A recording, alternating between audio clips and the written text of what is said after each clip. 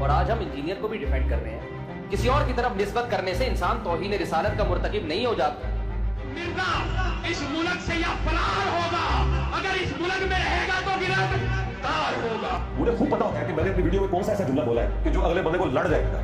इस जुमले को मिसयूज किया जा सकता है, तभी उसे काटा जानबूझ, क्योंकि ये जितनी चेंज है ना वो आई नहीं जुमलों। अस्सलाम वालेकुम everyone, welcome to the platform of the truth international. मैं हूँ राबिया अली। आज हमारे साथ दोबारा मौजूद हैं हमजा। कैसे हैं हमजा? अल्लाह का शुक्र है। हमजा, इंजीनियर मिर्ज़ा की बात करते हैं। उनको अरेस्ट कर लिया गया है, तौहीन रिसालत का केस हो गया उन पर। आप इस सबको कैसे देखते हैं और मेन रीज़न क्या बनी? उससे पहले भी वो काफ़ी इस किस्म की जो है ख़बरों का और तनकीद का निशाना रहे, तो ये दोबारा से यहाँ तक नौबत पहुँच गई कि उन्हें अरेस्ट कर लिया गया। काफ़ी अरसे से वो न्यूज़ में थे। अच्छा, केस इंजीनियर मोहम्मद अली मिर्ज़ा के ऊपर पहले भी होते रहे। अगर हिस्ट्री उनकी थोड़ी सी देख ली जाए तो बेसिकली वो एक ट्रेडिशनल राउट से इस फील्ड के अंदर एंटर नहीं हुए, जो कि एक कोर एतराज़ उनके मुखालफिन की तरफ से उनके ऊपर किया जाता है।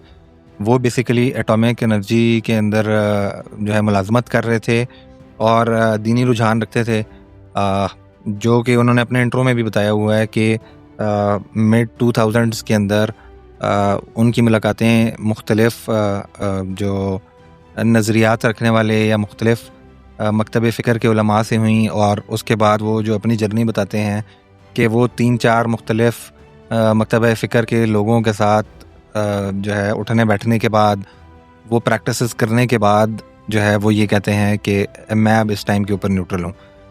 लेकिन उन्होंने दीनी तालीम तो हासिल की ना? दीनी तालीम ट्रेडिशनल राउट से हासिल नहीं की, जो कि पाकिस्तान में यह है कि आप किसी मदरसे से हो के आएँ। और उलमा का जो एतराज़ उनके ऊपर है वो यही है कि वो क्वालिफाइड नहीं है इसके बारे में बात करने के लिए। अच्छा, ये अब एक लंबी डिबेट है, क्योंकि जो स्टांस उन्होंने लिया वो बहुत ज़्यादा इंटरेस्टिंग है, जो कि आपको उनके चैनल की व्यूअरशिप से भी अंदाज़ा हो सकता है। इसमें 2-3 किस्म के पॉइंट्स हैं।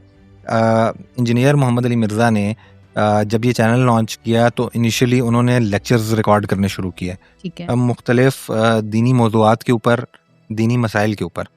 ठीक है। अच्छा, उन लेक्चर्स के अंदर ऑब्वियसली जिस तरह हर स्कूल ऑफ थॉट के अपने ओपिनियंस हैं मुख्तलिफ चीज़ों को दीन की लेकर, उन्होंने अपने ओपिनियंस रखने शुरू किए। उसमें जो इंटरेस्टिंग बात थी वो ये थी कि कुछ जो उनके कोर जो उन्होंने जिन अकायद के ऊपर बात की वो मुख्तलिफ स्कूल ऑफ थॉट से मैच कर रहे थे। कुछ पॉइंट्स में वो किसी से मैच कर रहे थे, कुछ में वो किसी से मैच कर रहे थे।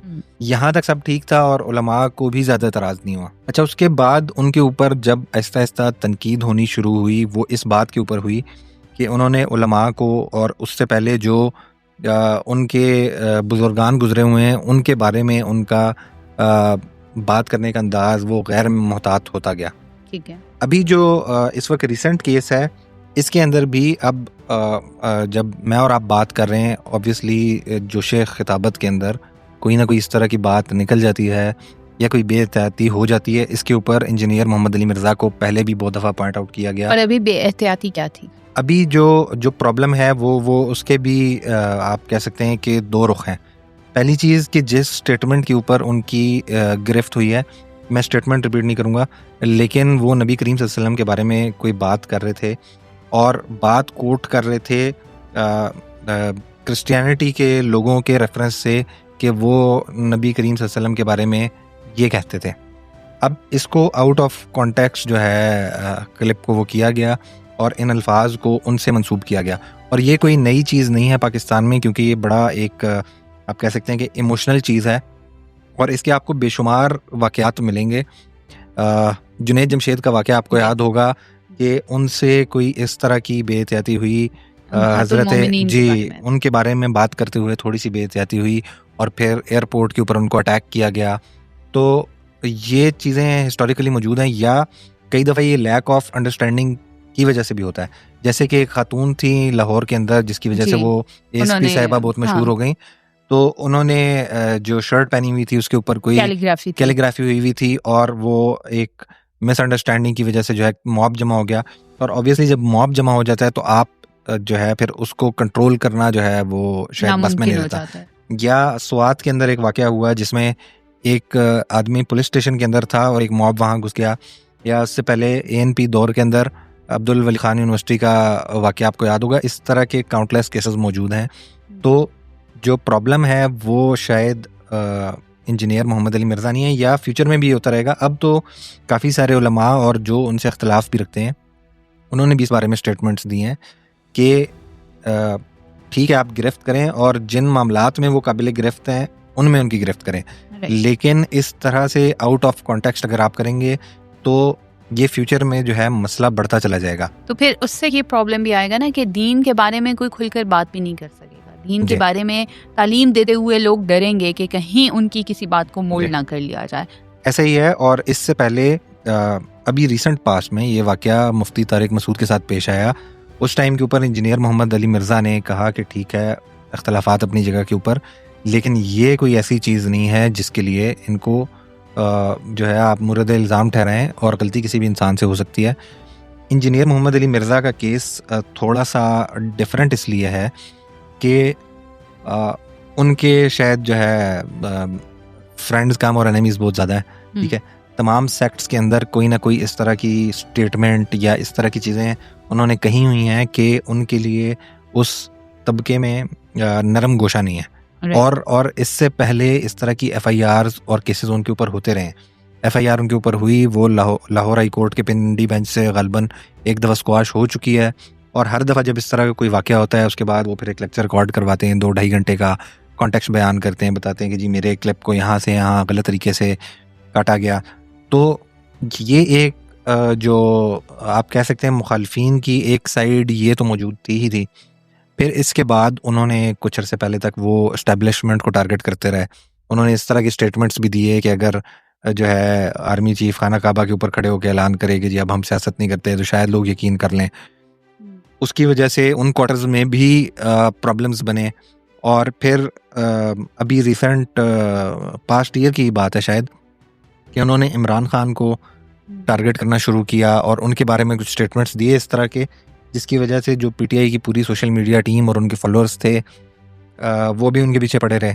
तो इस वक्त अगर ये कहा जाए कि कोई एक ऐसा तबका होना चाहिए जो आपके फेवर में हो या आपसे हमदर्दी रखता हो, वो अनफॉर्चुनेटली उन्होंने लूज़ किया है। और जो मुखालफिन हैं उनको मौका मिला इसको करने का, उनको प्रोसिक्यूट करने का, लेकिन जो इल्ज़ाम उनके ऊपर लगा है वो इंतहाई संगीन नोयत का मैं ये समझता हूँ।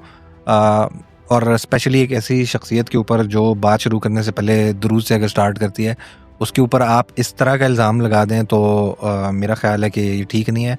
और जो प्रोसिक्यूशन है और जो कानून नाफिज करने वाले इदारे हैं, जुडिशरी है, उनको इस चीज़ को थोड़ा सा ब्रॉड उसके अंदर देखना पड़ेगा कि क्या इस चीज़ के ऊपर प्रोसिक्यूशन कंटिन्यू की जा सकती है या नहीं। दूसरा, उनको जो अरेस्ट किया गया वो भी बड़ा इंटरेस्टिंग था। उनको 3 MPO के तहत अरेस्ट किया गया, और ये होता है बेसिकली मेंटेनिंग पब्लिक ऑर्डर। और इस केस के अंदर ये वाली दफ़ा लगा के इससे पहले मुख्तलिफ DCs इस्लामाबाद में PTI की लीडरशिप को भी टारगेट कर चुके हैं। उसके अंदर जस्टिस बाबर सत्तार ने जो है एक जजमेंट दी, जिसके बाद DC इस्लामाबाद मुअत्तल होने की बिल्कुल बाउंड्री के ऊपर मौजूद थे और फैसला रिवर्स हुआ, और अदालत इसको उस केस के अंदर भी रोक चुकी है कि आप 3 MPO लगा के लोगों को गिरफ्तार ना करें। तो उसकी वजह से सस्पिशंस थोड़े से बढ़ गए जिस तरह से उनको गिरफ्तार किया गया। और जो उनके चाहने वाले हैं या जो उनके लेक्चर्स को सुनते हैं, उनकी ऑडियंस, उसका अभी भी यही समझना है कि वजह ये नहीं, वजह कोई और है।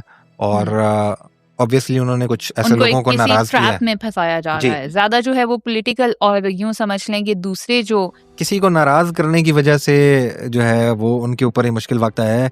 अभी परसेप्शन यही जा रहा है।